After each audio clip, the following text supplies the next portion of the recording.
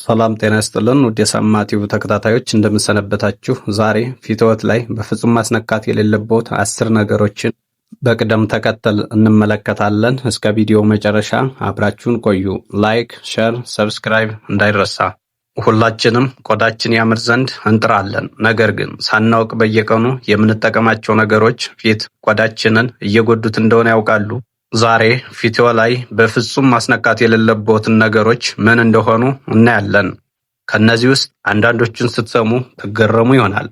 እነዚህን ስህተቶች ካስወገዱ የቆዳ መቆጣት፣ ብጉርና ያለ ዕድሜ መሸብሸብ ይቀንሳሉ። ቪዲዮውን እስከ መጨረሻው ተከታተሉን።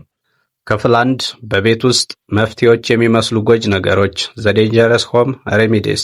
እነዚህ ነገሮች ብዙ ጊዜ ፈውስ መስለው ቢቀርቡም ቆዳን አሲዳማ በማድረግ ወይም በማድረቅ ከጥቅሙ ጉዳታቸው ይበልጣል ወይም ያመዝናል። የጥርስ ሳሙና ለምን መጥፎ ነው? ብጉር ለማድረቅ ቢመከርም በውስጡ ያሉት ሜንቶል፣ ቤኪንግ ሶዳና አልኮል ቆዳን ያቃጥላሉ፣ ቀይ ያደርጋሉ፣ እንዲሁም ዘላቂ ጠባሳ ሊያስከትሉም ይችላሉ። ሁለተኛው ደግሞ ሎሚ ጭማቂ ወይም ኮምጣጤ። ለምን መጥፎ ነው ስንል በጣም አሲዳማ ናቸው። የቆዳችንን ተፈጥሯዊ ፒኤች ሚዛን ያበላሻሉ። ሎሚ ፊት ላይ ሲቀባና ፀሐይ ሲነካን ደግሞ ፎቶደርማታይተስ የሚባል ከባድ የቃጠሎ አይነት ሊያመጣብን ይችላል። ቤኪንግ ሶዳ ለምን መጥፎ ነው ስንል በጣም አልካላይን ነው። የቆዳችን ተፈጥሯዊ አሲድነት መከላከያን ይሰብራል። ይህም ቆዳ ለባክቴሪያና ኢንፌክሽን ተጋላጭ ያደርገዋል ማለት ነው። ክፍል 2 ትኩረት የሚሹ የዕለታዊ ልምዶች።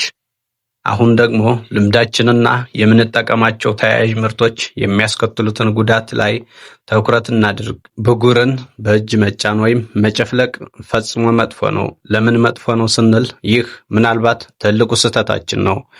ባክቴሪያውን ወደ ጥልቀት እንዲገባ ያደርጋል፣ የኢንፌክሽን ስርጭትን ይፈጥራል፣ እንዲሁም ቋሚ ጠባሳና ጥቁር ነጠብጣብ ይተውብናል። የሰውነት ሎሽን ወይም ክሬም ለምን መጥፎ ነው ስንል እሱን ደግሞ ለሰውነት ቆዳ የሚዘጋጁት ሎሽኖች ለፊት ቆዳ በጣም ወፍራምና ቅባታማ ናቸው። ስለዚህ የፊት ቀዳዳዎችን በቀላሉ ስለሚዘጉ ብጉር እንዲወጣ ያነሳሳሉ ማለት ነው። ሙቅ ወይም የፈላ ውሃን መጠቀም ለምን መጥፎ ነው ስንል ደግሞ ፊትዎን በሙቅ ውሃ መታጠብ ምቾት ቢሰማዎትም ለቆዳው አስፈላጊ የሆኑትን ተፈጥሯዊ ይዘቶች ያስወግዳል።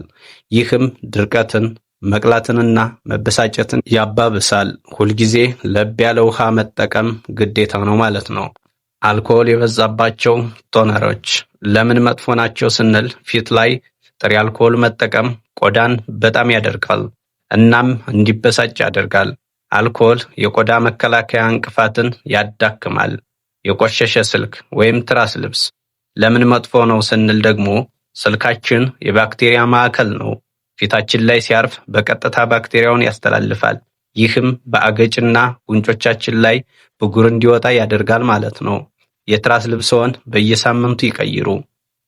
ሻካራ የፊት መፋቂያዎች ለምን መጥፎ ናቸው ስንል እንደ የተፈጨ ፍሬ ልጣጭ ያሉት ሻካራ ቅንጣቶች ቆዳ ላይ ጥቃቅን ቁስሎች ሊፈጥሩ ይችላሉ።